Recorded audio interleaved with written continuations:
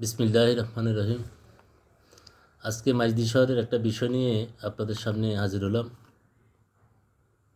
বিভিন্ন কারণে অফিস আদালত পড়ালেখা সহ বিভিন্ন কারণে হাতিয়া তথা রামগতি লক্ষ্মীপুর কুমিল্লারও কিছু অংশের মানুষ নোয়াখালীর মাইজদি শহরে বসবাস করে। মাইজদি শহর একটা শান্তিপ্রিয় শহর হিসেবে তাদের পরিবারের নিরাপত্তাজনিত কারণেও মাইজদি শহরে অনেকে বসবাস করে।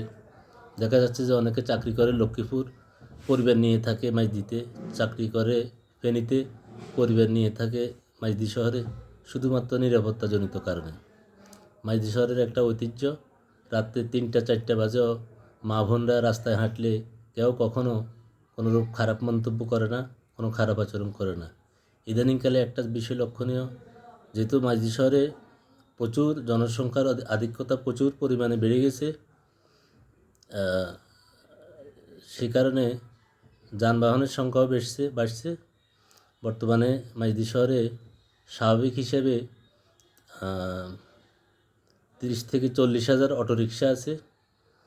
প্রায় অটোরিকশাতে উঠলে দেখা যাচ্ছে যে নোয়াখালী মাইজদি শহর তথা নোয়াখালীর মাইজদি শহর এবং আশপাশের এলাকার ভাষার সাথে ভিন্ন জেলা এবং নোয়াখালী তথা পার্শ্ববর্তী জেলাগুলোর ভাষারও কিছুটা অমিল লক্ষ্য করা যায়। আর উত্তরবঙ্গের ভাষার তো ব্যাপক পার্থক্য বিদ্যমান। প্রায় রিকশায় উঠলে দেখা যাচ্ছে যে তাদের সাথে যখন দর কষাকষি হয় বা কথাবার্তা হলে দেখা যাচ্ছে তাদের কথার সাথে নোয়াখালী তথা আশপাশের কথার সাথে মিলে না। তখন আমরা জিজ্ঞাসা করি যে আপনার বাড়ি কোথায়? তারা বলে যে লালমনিরহাট, কেউ বলে যে রংপুর, কেউ বলে যে কুড়িগ্রাম, কেউ বলে দিনাজপুর। তো বাংলাদেশের যে কোনো নাগরিক বাংলাদেশের টেরিটরি তথা বাংলাদেশের ভূখণ্ডের যে কোনো জায়গায় বৈধ কাজ করতে পারে, বৈধ ব্যবসা করার অধিকার রাখে। আর এতে কোনো বাধা নেই। কিন্তু এমনও অনেক ক্ষেত্রে ঘটনা ঘটে যে রংপুরে অনেকগুলো মার্ডার কেস করে নোয়াখালীতে এসে পলায়ন করে, নোয়াখালীতে অবস্থান গ্রহণ করে তারা আত্মগোপনে থাকে, বা উত্তরবঙ্গ অন্যান্য জেলা থেকে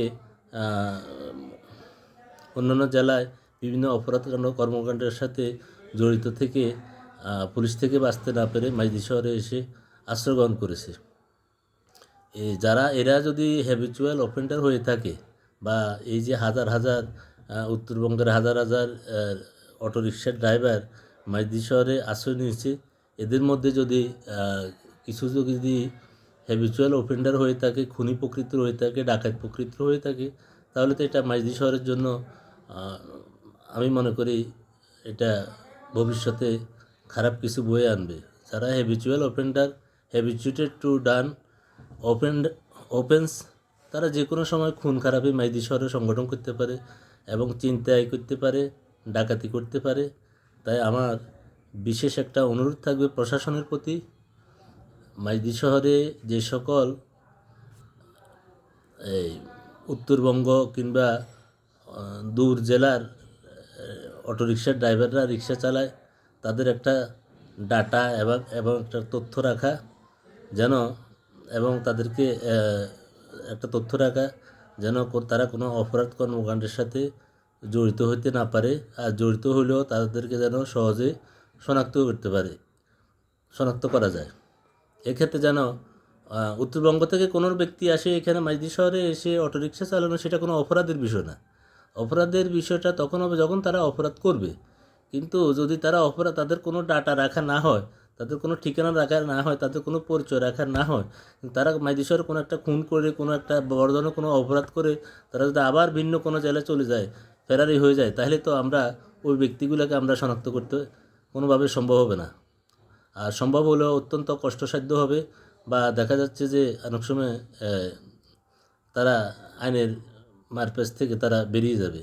তারা বলবে যে আমি তো ওই জেলার বাসিন্দাই না, আমি ওই নোয়াখালীতে অপরাধ করব কী জন্য। এজন্য আমার প্রশাসনের কাছে এবং মাইজদি শহরের অধিবাসীদের কাছে বিনীতভাবে অনুরোধ করছি, যারা ভিন্ন জেলার বিশেষ করে উত্তরবঙ্গ এবং দূর জেলাগুলার অটোরিকশা ড্রাইভার, তাদের ডাটাটা সুদারাম থানা কর্তৃক সংরক্ষণ করে রাখা হোক, যাতে ভিন্ন জেলার কোনো অপরাধী অটোরিকশার ড্রাইভার সেজে মাইজদি শহরকে অশান্ত করতে না পারে, খুনের শহর বানাতে না পারে, বা খুন অথবা কোনোরূপ অপরাধ কর্মকাণ্ডের সাথে জড়িত হতে না পারে। আর জড়িত হলেও যেন তারা কোনোরূপ রক্ষা না পায়, সেজন্য তাদের ডাটাটা রাখা অত্যন্ত জরুরি। কিন্তু এক্ষেত্রে আরেকটা অনুরোধ থাকবে,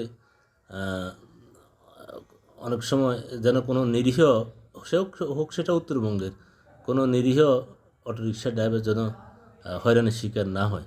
শুধুমাত্র মাইজদি শহরের নিরাপত্তার খাতিরে তাদের ডাটাটা রাখা হোক যেন, এবং তাদের ডাটা এবং ছবি সহ রাখা হোক যেন তারা কোনো অপরাধ কর্মকাণ্ডের সাথে, যদি কোনো হ্যাবিচুয়াল অফেন্ডার তাদের এলাকায় খুন করে, ডাকাতি করে অথবা বড় ধরনের কোনো অপরাধ করে মাইজদি শহরে আশ্রয় গ্রহণ করার পরও তারা যেন এখানে অবস্থান করতে না পারে, তাদেরকে যেন সহজে শনাক্ত করা যায়, সেই জন্য তাদের ডাটাটা রাখার জন্য আমি সুদারাম থানা পুলিশকে বিশেষভাবে অনুরোধ করছি।